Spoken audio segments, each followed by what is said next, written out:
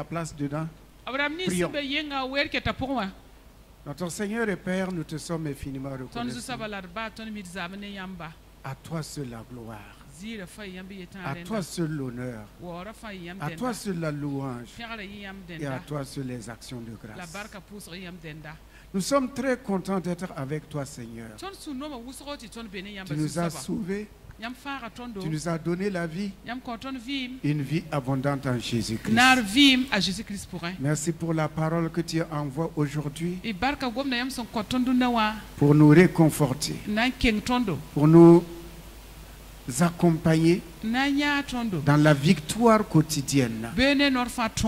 Que cette parole soit oui et amen dans nos vies. Merci Père pour l'onction que tu envoies pour nous instruire à connaître Christ et Christ seul comme Seigneur et Sauveur. Que tout soit à toi dans le nom de Jésus. Amen. Amen. Nous vous saluons dans le précieux nom de Jésus-Christ. Et nous sommes heureux de partager la parole de Dieu avec chacun d'entre vous. À tous ceux qui nous visitent pour la première fois, que la grâce, l'amour et la paix soient votre partage. Merci de nous visiter. Amen. Amen. Comme vous le voyez derrière, notre année de la manifestation de l'esprit de conquérant vainqueur pour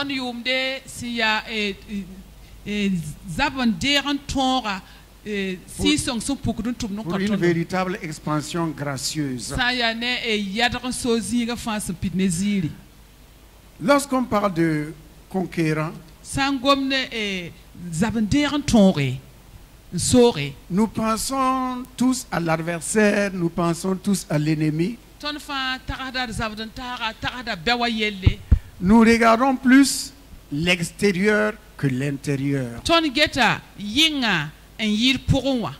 Nous voyons les démons, les esprits mauvais, les païens.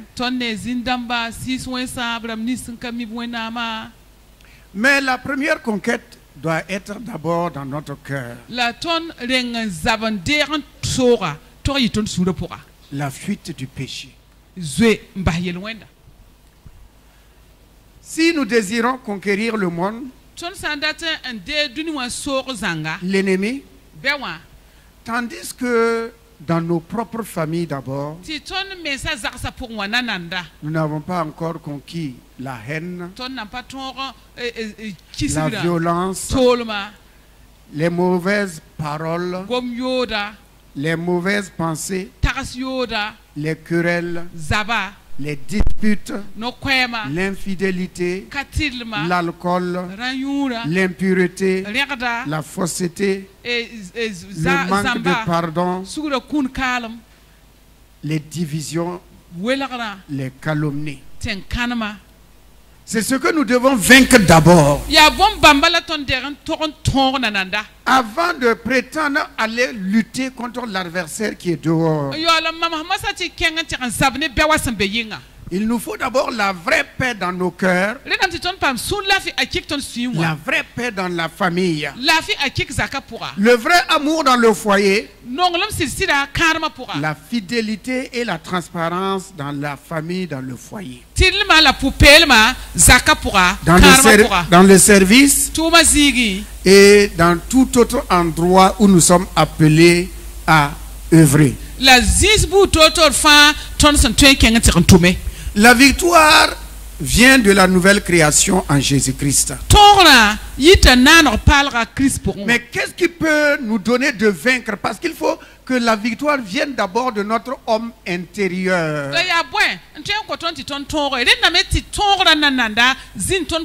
Que nous-mêmes, à l'intérieur de nous, notre vie quotidienne soit une victoire. Soit une victoire. Car l'homme ne peut pas donner ce qu'il n'a pas.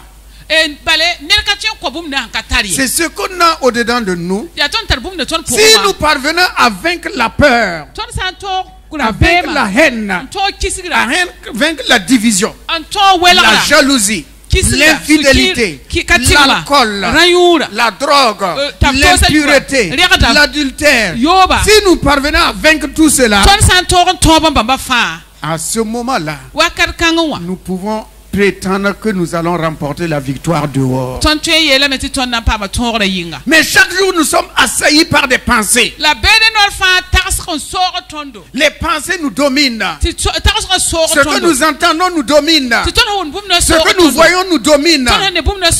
Et nous amène souvent à fléchir les genoux, à reculer, à confesser le négatif. Il faut que toi et moi, notre victoire vienne d'abord dans notre cœur, dans notre famille, dans notre propre vie. Quiconque n'a pas la victoire sur son cœur, les désirs mauvais, les pensées mauvaises, le manque de pardon, ne peut pas prétendre aller lutter avec un adversaire qui ne voit pas. Nous sommes des conquérants. Mais conquérir d'abord notre cœur, ce qu'il y a dans le cœur, remporter la victoire dans notre famille, dans notre service. Chaque jour, nous devons être ceux-là qui remportent la victoire. Et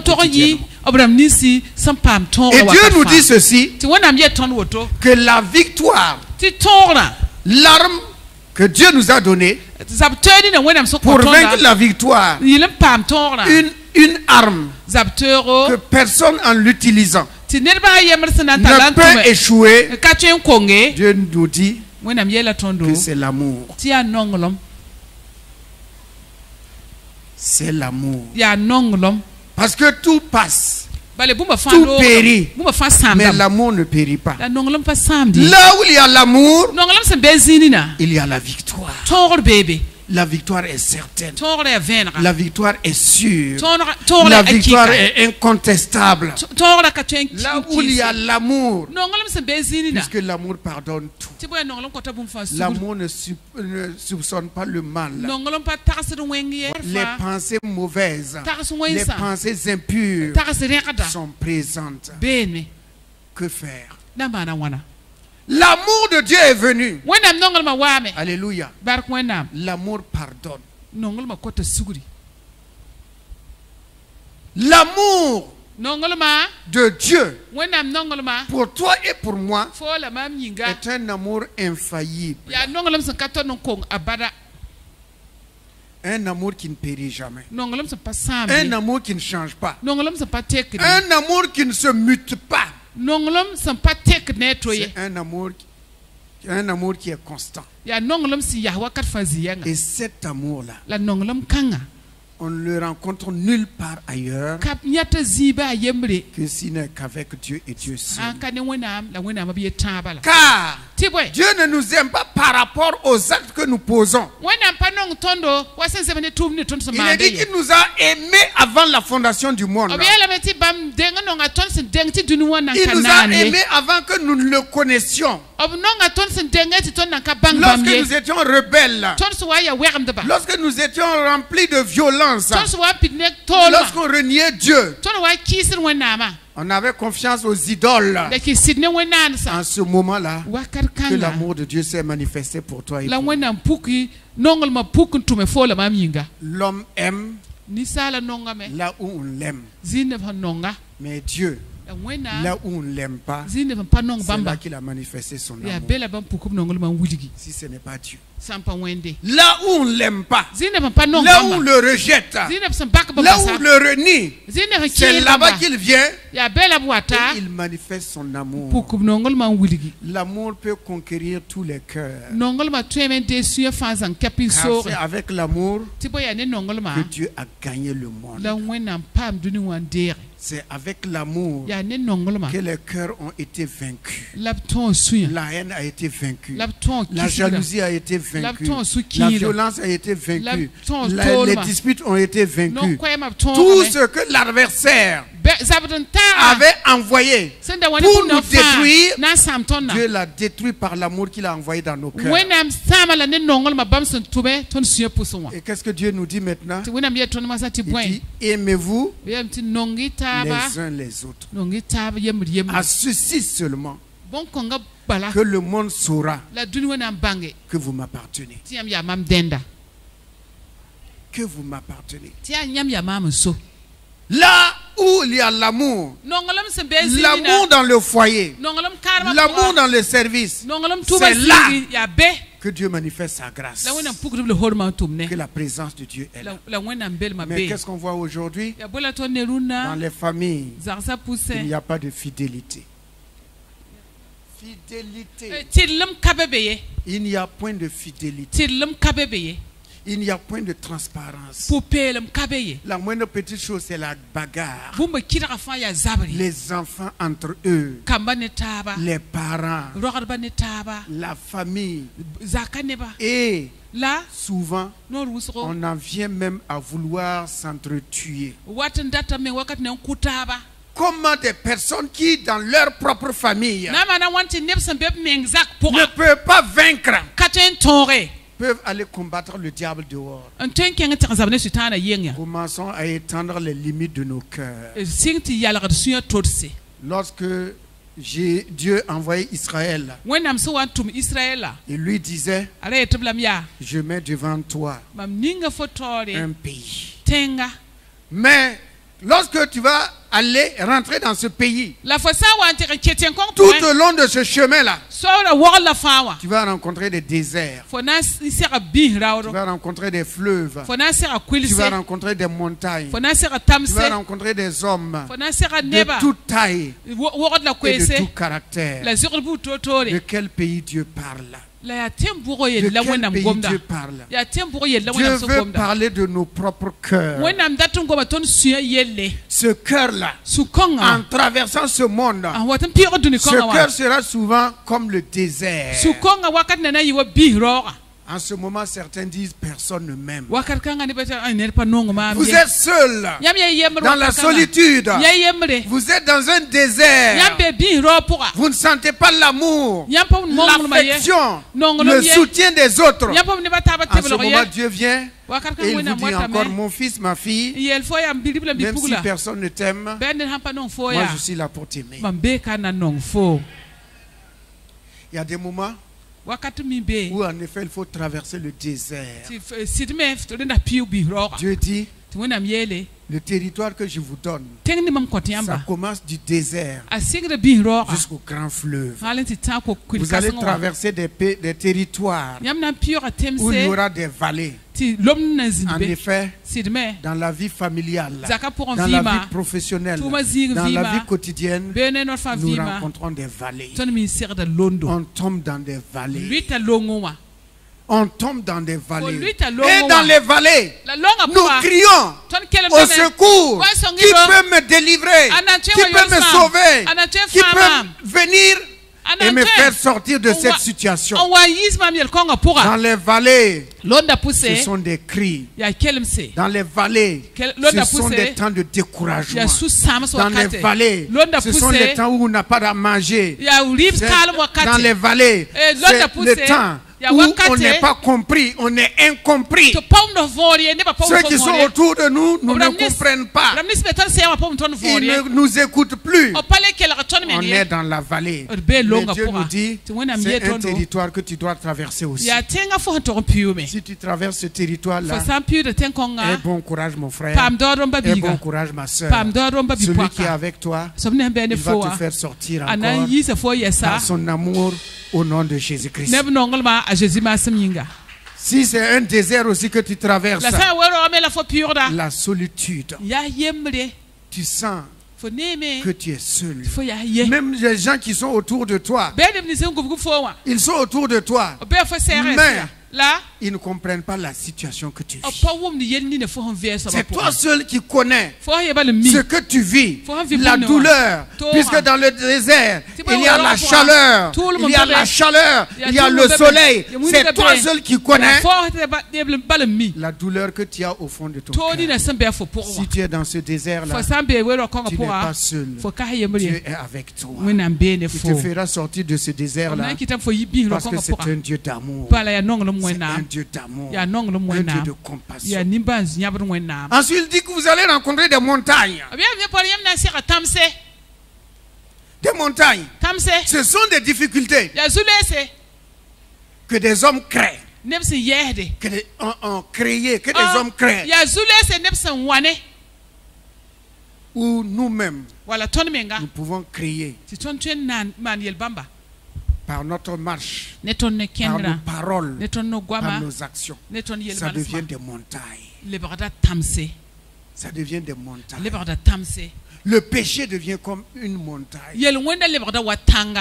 La peur devient comme une montagne. Le manque d'affection, d'amour devient comme une montagne. La trahison, l'infidélité deviennent comme des montagnes. Le manque à manger, ça devient comme une montagne. Mais Dieu nous dit que nous allons rencontrer des montagnes. Lorsqu'on rencontre une montagne, on a trois solutions. Trois solutions. Soit on contourne la montagne, soit on grimpe la montagne, soit on fait un trou à travers la montagne et on passe. Quelle est ta force? Qu'est-ce que tu vas faire? Tu vas contourner la montagne, tu vas monter la montagne, ou bien tu vas ouvrir la montagne et passer. La solution, tes genoux à terre. Prie. Appelle le Seigneur. Car il est écrit, qui es-tu montagne devant Jérobabel. Ce n'est ni par la force, ni par la puissance, mais par mon esprit, dit le Seigneur. Si tu es en train de grimper une montagne, la montagne de la difficulté, cherche une chose, il y a une main qui te tient. Afin que tu ne tombes pas, que tu ne recules pas, tu vas franchir cette montagne-là encore au nom de Jésus. Tu franchiras la montagne au nom de Jésus-Christ. L'amour de Dieu te donnera aussi. Lorsque tu vas rencontrer des fleuves et tu dois traverser ces fleuves-là, ce n'est pas de l'eau qu'on utilise pour boire, pour se désaltérer, pour se laver, pour préparer. Non, ces fleuves qui sont devant toi, ce sont des barrières qui t'empêchent de passer de l'autre côté. Parce que de l'autre côté, il y a le succès, il y a la victoire, il y a la joie, il y a la paix, il y a l'harmonie. Mais il y a un fleuve qui est là, non pas pour te faire du bien, mais pour t'empêcher d'arriver de l'autre côté. Mais celui qui a traversé la mer Rouge, qui a ouvert la mer Rouge, celui qui a ouvert le Jourdain, celui qui a marché sur l'eau est avec toi. Tu vas arriver de l'autre côté par la grâce de Dieu, car Dieu est amour. Car Dieu a tant aimé le monde. Car Dieu t'aime tant qu'il a donné. Dieu est un donateur. Il aime donner. Dieu aime donner. Voilà pourquoi il nous dit, demandez et je vous donnerai. Demandez-moi et je vous donnerai. Il n'a pas dit demander à quelqu'un d'autre. Il n'a pas donné l'adresse de quelqu'un d'autre. Et Jésus lui-même, il nous dit ceci. Tout ce que vous demanderez à mon Père, mon Père le fera pour vous. Dieu donne. Dieu a tant aimé le monde. Voilà pourquoi, frères et sœurs, l'amour triomphera toujours. Là où il y a la haine, votre amour triomphera toujours. Là où il y a le feu, on a brûlé le feu devant vous, votre amour va éteindre ce feu-là. Si on a placé devant vous la malédiction, les mauvais sorts, les hôtels sataniques, sachez une chose, l'amour que vous avez vaincra toujours ces choses-là. L'amour triomphe toujours. L'amour ne faillit jamais. Dans le livre de 1 Jean, 1 Jean au chapitre 3, 1 Jean 3, il est écrit au verset 1. Voyez quel amour le Père nous témoigne pour que nous soyons appelés enfants de Dieu. Et nous le sommes. Si le monde ne nous connaît pas, c'est qu'il ne l'a pas connu. Que Dieu bénisse sa sainte et divine parole. La parole de Dieu nous interpelle, à toi et à moi ce matin, d'ouvrir les yeux et de voir, de constater, de remarquer le degré d'amour dont Dieu a pour chacun d'entre nous. Alléluia.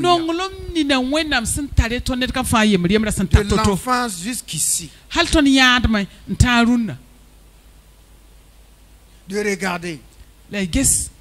De constater l'amour dont Dieu nous a témoigné.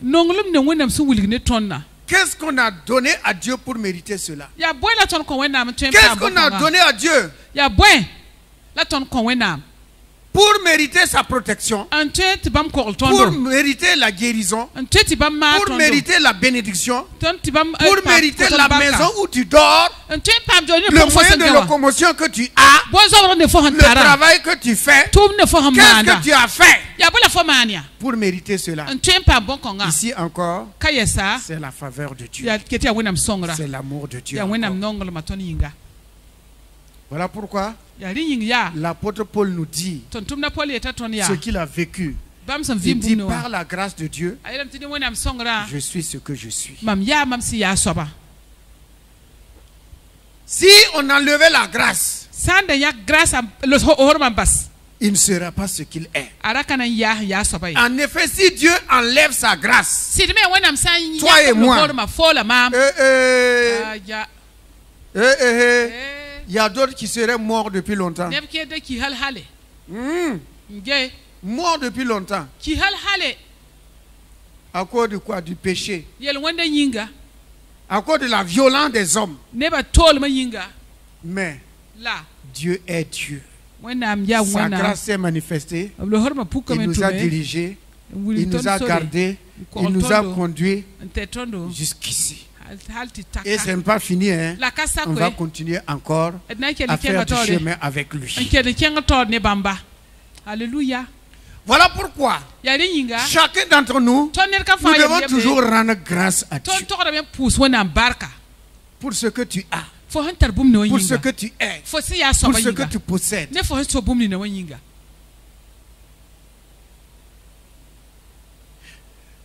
Un homme avait un vélo. Et il se plaignait avec Dieu que tous ses camarades ont des motos et d'autres ont des voitures. Et lui, il n'a qu'un vélo. Il se plaignait. Il se plaignait. Il se plaignait. Ok, un jour, il va poser son vélo et quelqu'un d'autre prend le vélo. Puisque tu te plains que tu ne veux pas le vélo, Dieu a permis que quelqu'un d'autre qui voulait un vélo vienne prendre son vélo. Mais malheureusement, on appelle ça aussi vol. Le voilà maintenant à pied. Et maintenant, à chaque fois quand il marche, il dit à Dieu, si tu pouvais me donner mon vélo, permets que je trouve mon vélo, je serais content. L'homme est toujours ainsi. Regardez le peuple d'Israël dans le désert. Dieu lui envoie la manne. Il ne cultive pas. Il ne sème pas. Il ne récolte pas. Il ne travaille pas. Mais Dieu leur envoie la nourriture. Leur travail, c'est aller ramasser, cuire et puis manger. Un jour, ils disent à Dieu qu'ils sont fatigués de cette misérable nourriture. Un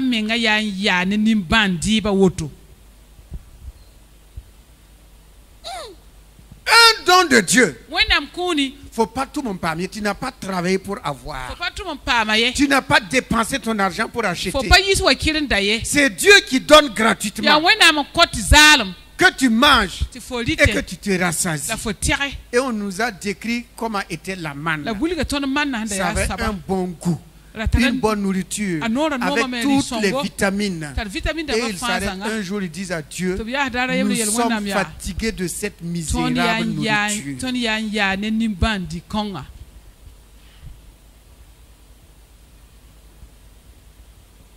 Ils traitent Dieu de quoi? De méchant, misérable, qui leur donne la nourriture misérable. Et ils disent qu'ils veulent la viande. Que lorsqu'ils étaient en Égypte, ils mangeaient du poisson, des concombres, et ils mangeaient quoi? De la viande. Qu'ils étaient assis devant des pots de viande. Qu'ils étaient assis devant des pots de viande. Un esclave.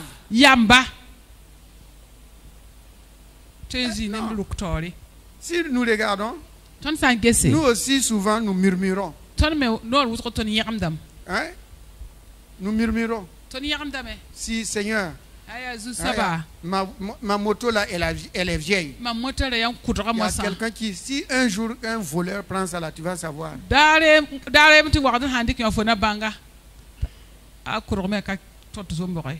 À Ouagadougou à pied, un voleur prend ta moto. Même ceux qui tu penses qu'ils vont te remorquer là, ils te voient à gauche, ils passent par le 6 mètres suivant.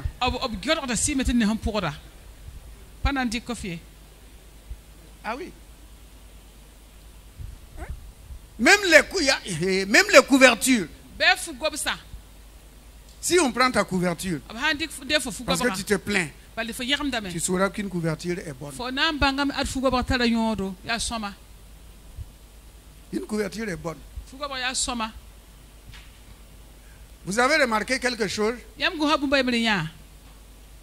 Les gens déménagent toujours la nuit et le jour. C'est pas ça? Et la plupart disent qu'ils déménagent la nuit à cause des voleurs. Ils ne veulent pas que les voleurs voient leurs affaires. Voilà pourquoi ils déménagent la nuit. Et quelqu'un leur a répondu. Il a posé la question, pourquoi les gens ne déménagent pas le jour? Et quelqu'un lui a répondu, est-ce que ton matelas là peut sortir le jour?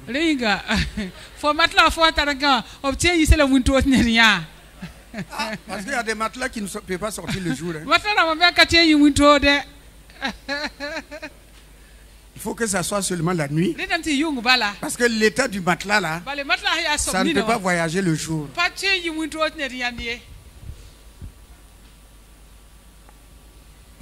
Ce sont des choses dont on n'y pense pas, alors que c'est important.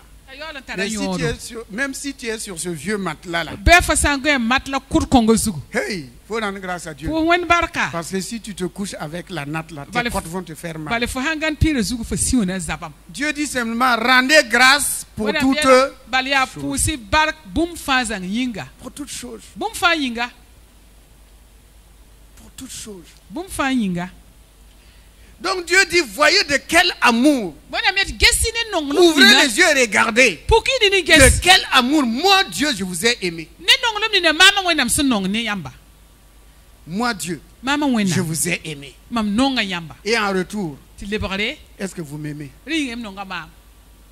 Est-ce que vous acceptez et épousez ma parole? Acceptez ma parole. Dieu ne veut jamais la perdition de quiconque que ce soit. Jamais. Donc la conquête là, pour être conquérant, vainqueur, premièrement,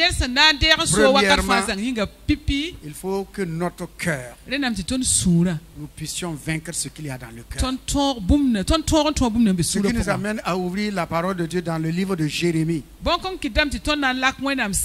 Jérémie 17, verset 9. Jérémie 17, verset 9. 9 à 10, il est écrit: le cœur est tortueux par-dessus tout. Et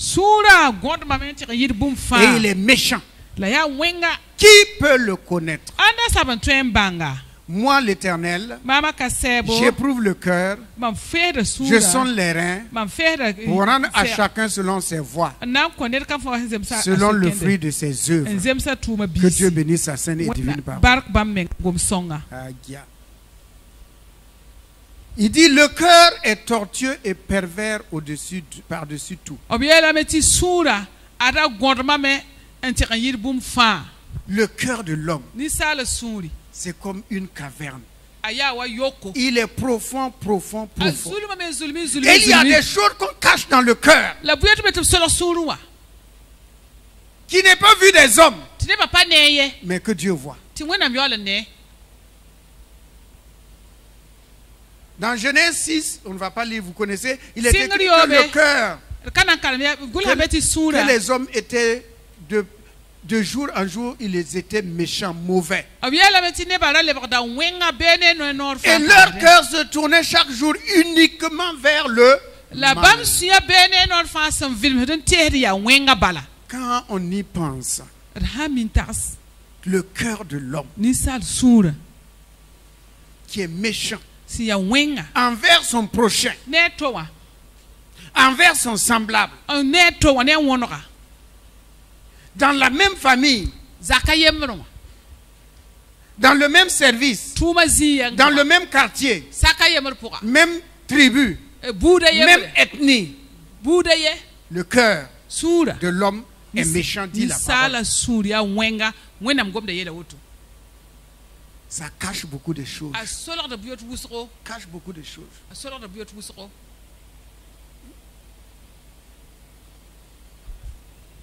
Ça cache. Regardez même les portables là. Il y a des gens qui ne veulent même pas que leur femme ou leur mari ou leurs parents voient leur portable.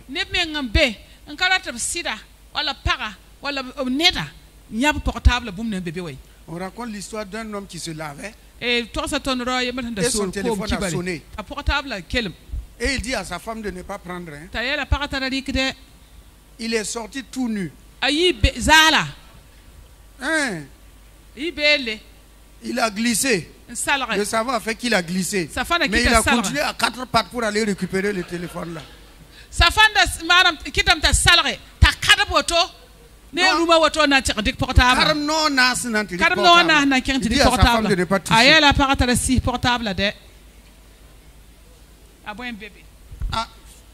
Qu'est-ce qu'il y a là-bas?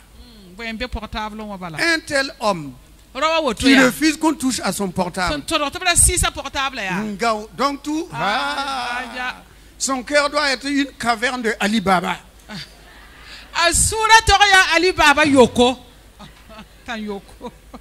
Beaucoup de choses cachées là-bas. Marié sous le régime de bien commun.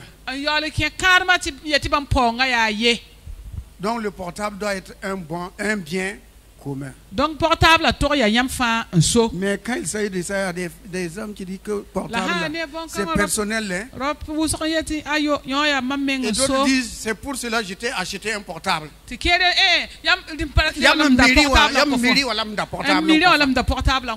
gardes ton portable, je garde mon portable. Donc si c'était une moto, tu vas refuser à ta femme de prendre ta moto. Même si tu lui achètes une moto, et un jour elle veut sortir avec ta moto, tu vas dire non, parce que je vais acheter une moto, donc tu ne prends pas ma moto. Dieu dit le cœur de l'homme, personne ne le connaît si ce n'est que moi.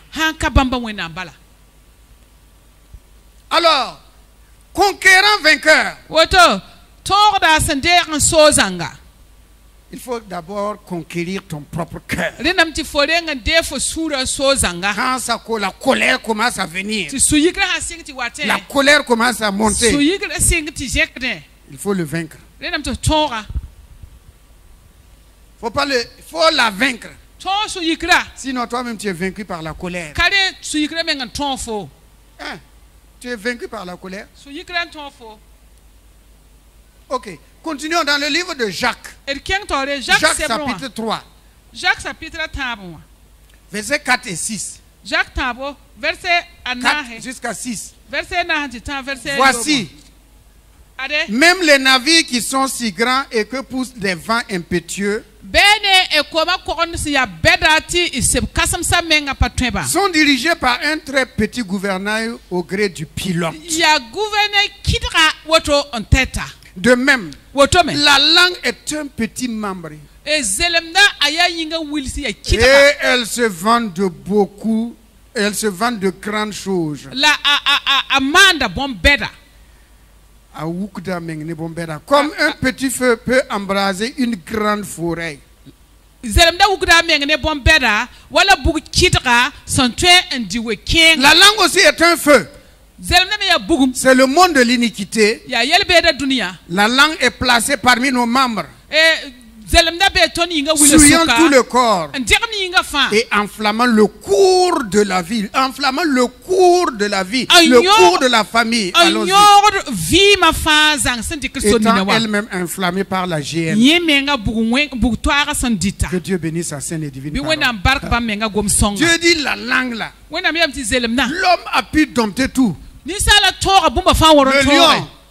Le lion, l'hyène, tout. L'homme a pu vaincre. Mais sa langue là. Sa langue. Que tout ce qui lui il a peur dans l'homme là, c'est sa langue là, sa bouche là. C'est sa bouche là.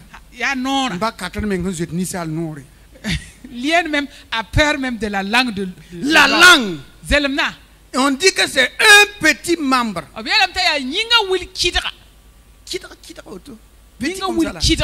Mais ce que elle est capable de faire, ce que la langue est capable de faire, c'est comme un brin d'allumette que vous craquez et une grande forêt s'enflamme. La langue là. Ça détruit, hein? Détruit des familles, détruit des relations, détruit l'amour, détruit le travail, détruit la famille, détruit le foyer, détruit même son propre corps. Puisqu'il y a des gens qui se maudissent eux-mêmes en utilisant leur propre langue, en disant je ne suis rien, je ne vaux rien, je suis vieille, je ne peux pas me marier, je n'aurai pas de mari, je n'aurai pas ceci, je n'aurai pas cela, je vais mourir jeune. Comment quelqu'un peut prendre sa langue et se maudire?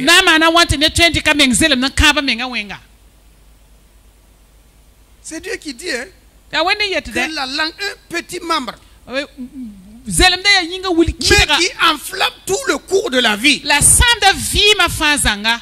Deux personnes qui sont assises en train de causer, de partager de bonnes choses. Il suffit qu'une mauvaise parole sorte et les deux là vont se lever, se serrer les cols. Qu'est-ce qui a provoqué? La langue. La langue. Donc c'est pour dire la langue là. On dit qu'elle détruit, elle détruit. Elle détruit. Quelqu'un qui a été employé, il a un chef de service qui a fait j'ai l'honneur. Je sollicite un emploi. On lui donne le travail. Il peut un jour, il va s'arrêter devant le patron. Même dit à faux là. Je marche chez toi. Même dit à faux là.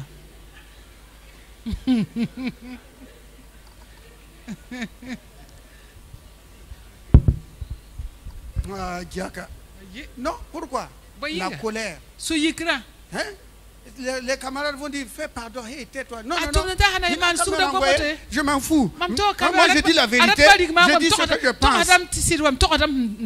On le renvoie. Qui l'a renvoyé? Sa langue. C'est sa langue qui l'a renvoyé. Il y a des femmes aussi qui se mettent en colère contre leur mari. Si c'est comme ça, je pars. Je ramasse mes affaires. Hey, s'il te plaît, il ne faut pas partir. On attend les affaires, on sort, on ramène dedans.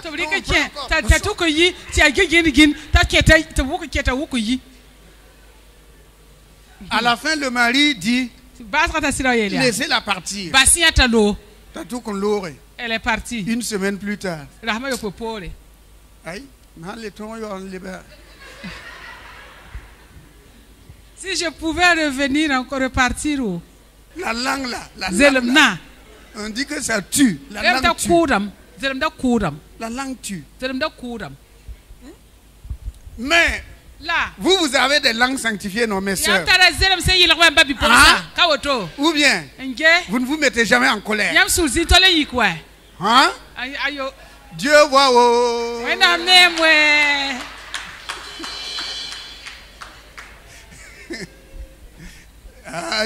Vous ne vous mettez jamais en colère. Ok, c'est bien. C'est très bien. Mes encouragements, mes félicitations. Vous êtes des vraies filles de Sarah. Qui appelait son mari mon Seigneur. Laquelle put up Sira Yupele. Hey, Boniface. Boniface, hey. Hein? Boniface. Boniface. Bref, la langue. Zelemda. Heureusement, Dieu est Dieu. Si Dieu allait tenir compte de nos paroles, on fait des promesses aujourd'hui. Demain, on a oublié. On dit ceci aujourd'hui. On a oublié. Mais Dieu est un Dieu lent à la, riche en compatie. Heureusement. Donc, mes amis, frères et sœurs, la victoire là doit être d'abord vaincre le cœur, les états du cœur et la langue. Avant de dire qu'on va aller à chasser des démons. Chasser des démons, ce n'est pas s'arrêter et dire au nom de Jésus, sors là. Celui qui veut sortir, il dit je ne sors pas. Et puis il y a des gens qui se mettent à dialoguer avec le diable. Les démons plutôt. Quand est-ce qu'il est rentré là-bas? Je suis rentré quand il était petit. Et c'est moi qui l'ai épousé, c'est ma femme. Est-ce qu'on discute? Et Ève a discuté avec le diable. Ève a discuté avec le diable. La femme est forte. C'est la seule créature qui a pu discuter avec le diable. Face à face.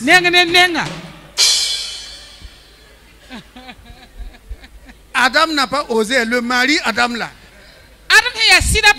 Adam n'a même pas osé discuter avec le diable. C'est la femme. C'est pas calé pour discuter avec le diable. Elle sait la ceinture.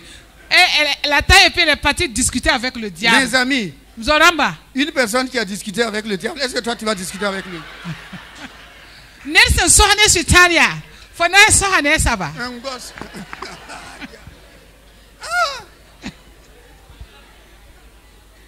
La langue. Que Dieu nous aide. Que avançons un peu. Et puis,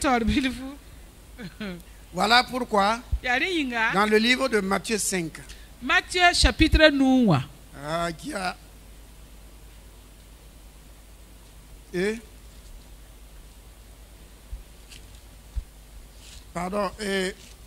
reviens en arrière, Josué 11. Josué Voilà. Josué 11, verset 16 à 17. C'est ainsi que Josué s'emparait de tout ce pays, de la montagne, de tout le Midi, de tout le pays de Goshen, de la vallée, de la plaine, de la montagne d'Israël et de ses vallées. 17. Depuis la montagne nue qui s'élève vers Séhir jusqu'à Baal-Gad, dans la vallée du Liban, au pied de la montagne d'Hermon, il prit tous leurs rois, les frappa et les fit mourir. Amen. Ici, regardons ce qui peut se trouver devant nous comme difficulté. Les montagnes, les vallées, les cours d'eau. Dieu a décrit cela. Mais il dit à Josué, toi, tu vas les vaincre. Et en effet, Josué est allé, il les frappa et les fit mourir. Ce qui veut dire que tout le territoire que nous allons traverser, ce qui peut venir dans nos cœurs, dans notre environnement, Dieu nous donne la capacité de les vaincre et de les détruire. De les détruire. Détruire ces montagnes qui s'élèvent, les difficultés qui s'élèvent, les vallées où on est souvent dans la solitude. Dieu nous donne de les vaincre tous. Dans le nom de Jésus. Ainsi, allons maintenant dans Matthieu 5.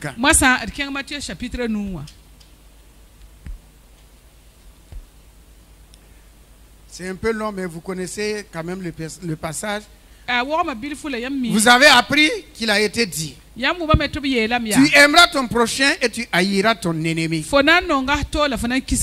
Mais moi, je vous dis, aimez vos ennemis. Alors, si on s'arrête ici même, pour vaincre ses ennemis, voilà. Dieu dit, c'est par quoi? C'est par l'amour qu'on peut vaincre ses ennemis. Ce n'est pas dent pour dent, œil pour œil, bras pour bras, jambe pour jambe. Non. Il dit, aimez vos ennemis. Un ennemi doit être aimé. Ensuite, dit, bénissez ceux qui vous maudissent. La bénédiction est pour ceux qui nous maudissent. Hein? Si ce n'est pas Dieu, bénir celui qui me maudit, aimer mon ennemi, ça c'est la loi de Dieu. C'est la loi de Dieu. Faites du bien à ceux qui vous haïssent. Faire du bien à quelqu'un qui te hait. Tu payes un sac de riz, tu vas lui donner. Et tu sais qui te hait. Qui se faut.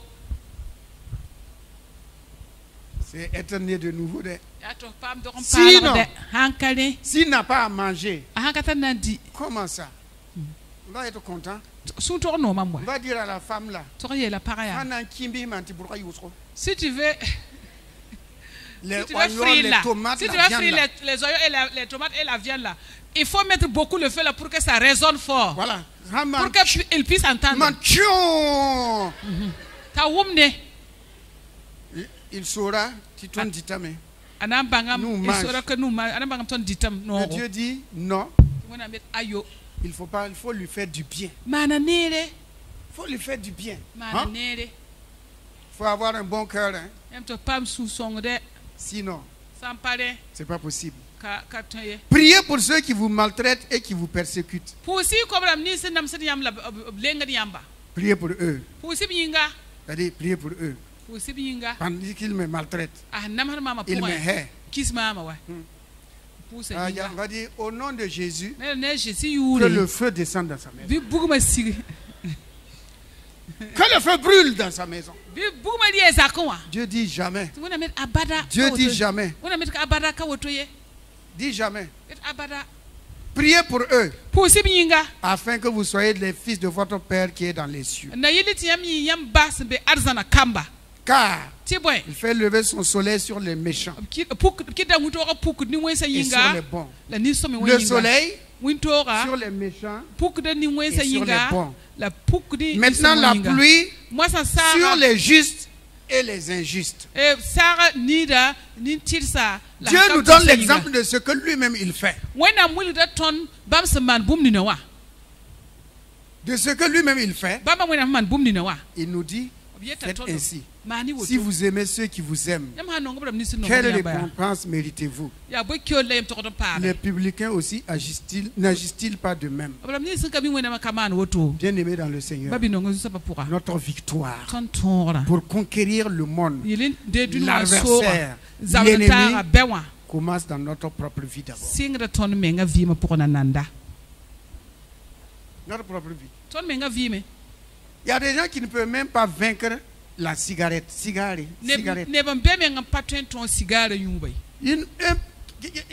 ne dépasse pas combien de centimètres. Mais il y a des gens qui ne peuvent pas le vaincre. La cigarette, le tabac. Bon, n'en parlons pas de l'alcool. Oh, là. Il y a des gens qui ne peuvent pas le vaincre. Ils sont champions. L'alcool les a vaincus. Et ils vont vous dire que si je ne bois pas, j'ai des maux de tête. Et puis je ne vois pas clair. Et il faut lunettes. L'alcool est devenu tes lunettes. Que s'il ne boit pas, il tremble. Bon, c'est vrai, hein?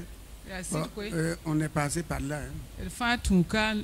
Là au moins je sais que c'est vrai parce que si je ne buvais pas, je ne pouvais pas travailler. Bon. Là au moins c'est vrai. Mais la victoire est en Jésus-Christ. Qui nous a donné de vaincre. Alléluia. Il nous a dit, j'ai vaincu le monde. Pour qui? Pour toi et pour moi, à cause de vous et pour vous, j'ai vaincu le monde. Afin qu'à votre tour, vous puissiez remporter la victoire. La victoire. Donc, la victoire là, ce n'est pas seulement chanter « J'ai la victoire en Jésus-Christ, j'ai la victoire ». Et l'alcool dit « Je t'ai vaincu ».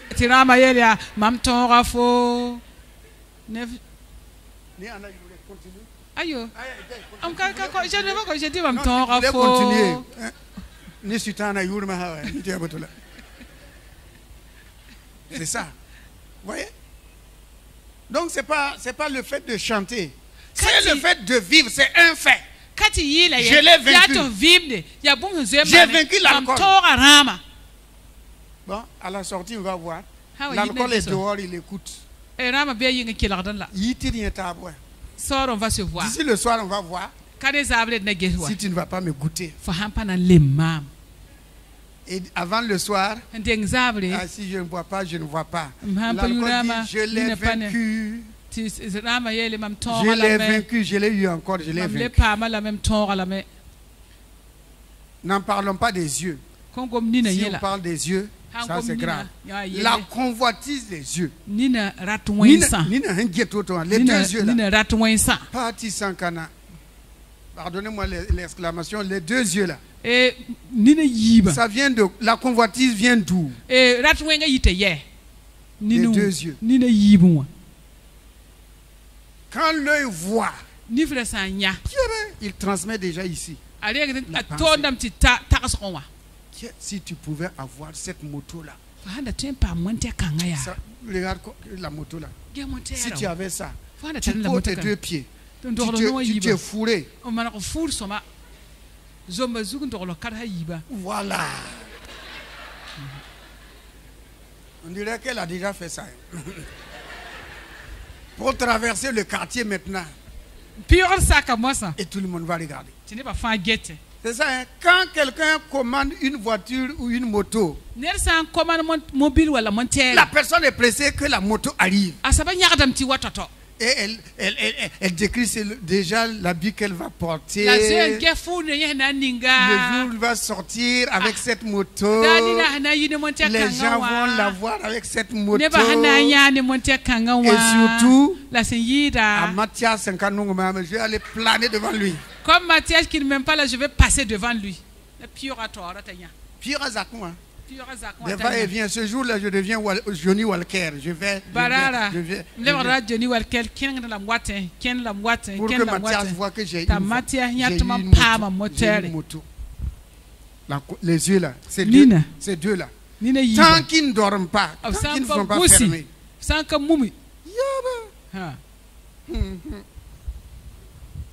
Un habit. Quand on regarde le modèle là,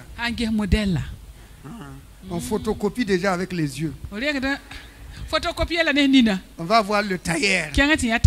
Et il faut faire comme ça. Comme ça. Comme ça.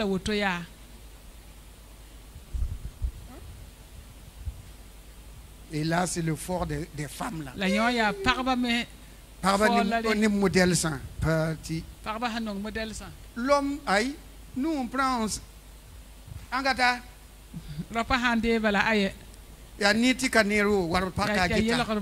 Ça regarde celui qui regarde. Mais les femmes là, les modèles, à la télé on prend modèle, dans les journaux on prend modèle, lui et elle on prend modèle, elle et lui on prend le modèle. Hein? Que c'est modèle sénégalais, c'est modèle malien, c'est modèle. Nous on ne connaît pas ça. Chemise est égale à chemise. T-shirt égale à t-shirt. Pantalon est égal à pantalon. On se met dedans seulement et puis on part. Mais modèle sans. L'œil. Ensuite on va passer aux chaussures. Les chaussures. Ensuite les sacs. Il faut que le sac, la chaussure et la tenue se marient.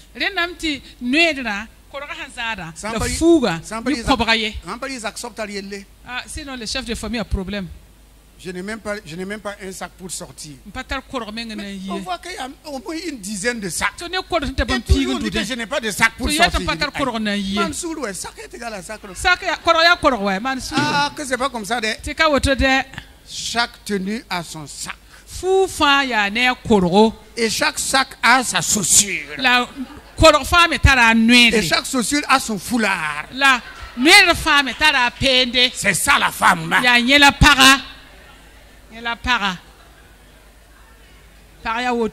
Qui a dit amen là?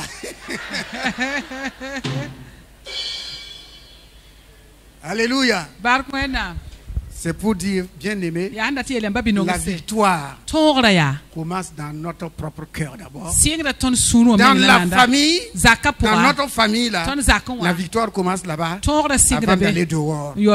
Pas aller vouloir aller faire bagarre dehors, vaincre dehors, alors que dedans, là, tu n'arrives même pas à vaincre. Hein? N'arrive même pas à vaincre. Mensonge. 5 000 francs, on te demande 1 000 francs, tu ne alors qu'il y a 5 000 francs dans la poche. Je n'ai même pas 5 francs dans ma poche. Et ils vont ajouter, Wallahi, je n'ai même pas Bawakiri. Alors qu'il y a 5 000 francs. Ta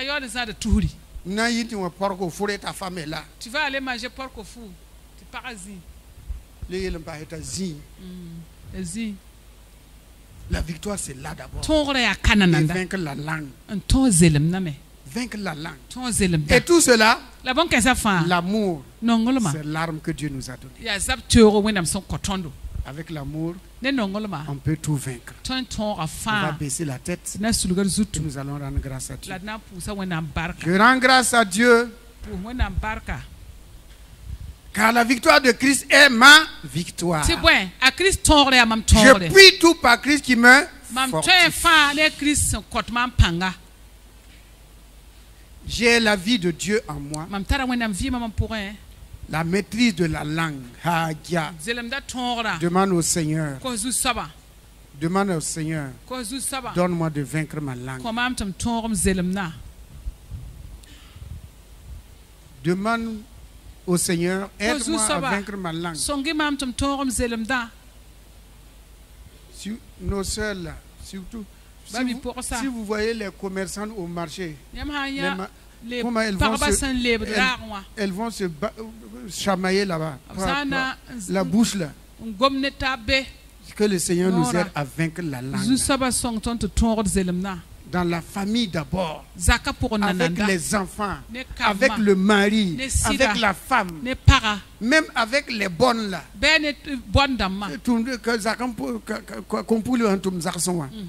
Tout ça là, la langue détruit. Et détruit même notre propre corps. Si tu as utilisé ta langue pour te maudire toi-même, renie cela. Efface cela avec le sang de Jésus. On ne peut pas avoir du travail ici. On ne va pas se marier. On est vieille fille. Aïe. Les jeunes même n'ont pas de foyer ou nous autres. Bon, toi tu es nous autres. Toi tu es nous autres. Que mon mari ne pourra jamais changer. Personne ne peut le changer. Et Dieu alors, Dieu ne peut pas le changer. Ce sont des confessions négatives. La victoire est pour toi. Pour tes enfants. Si tu as eu à prononcer de mauvaises paroles sur tes enfants ce matin, annule-le. Annule-le. Quand tu vas accoucher, tu sauras. Ou bien quand tu seras marié, tu sauras. Elle va savoir quoi? C'est une malédiction. C'est une malédiction. Là où je suis là, mon commerce ne marche pas parce que ce n'est pas une bonne place. Comment? Ce n'est pas la place qui vend. C'est le Seigneur qui attire les clients. Et on aime dire ma maladie là. Ma maladie là. Ce n'est pas ta maladie. La maladie n'est pas un compagnon. Une compagne du moins. Ah non. Que c'est ça qui va me... Cette maladie va me tuer. Jamais. Pourquoi tu dis cela? Hein? Pourquoi tu dis cela? Ma mère est morte de cette maladie. Mais ce n'est pas toi. Hein? Toutes ces mauvaises paroles-là.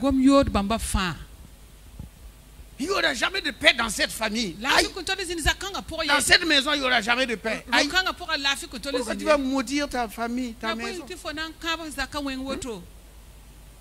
Non. Quelqu'un a dit, je ne mourrai pas, je vivrai, je raconterai les merveilles de l'Éternel.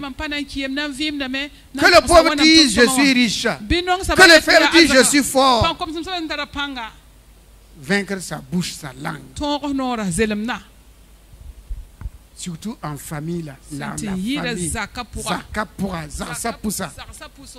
Dans le service aussi. Avec les voisins, les voisines.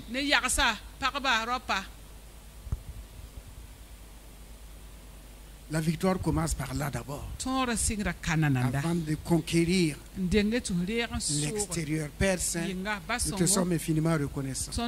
Ta parole vient pour nous affranchir, pour nous libérer. Afin que nous remportons cette victoire de l'homme intérieur, de notre milieu, avant d'aller dehors pour conquérir, pour gagner des terrains.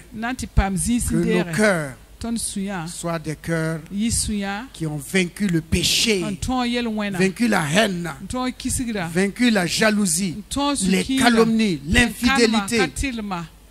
Que nos yeux nous amènent à voir ta vision. Jésus-Christ ressuscité, Jésus-Christ glorifié. Merci Père pour ta parole au nom de Jésus. Amen. Passons à la Sainte Seine.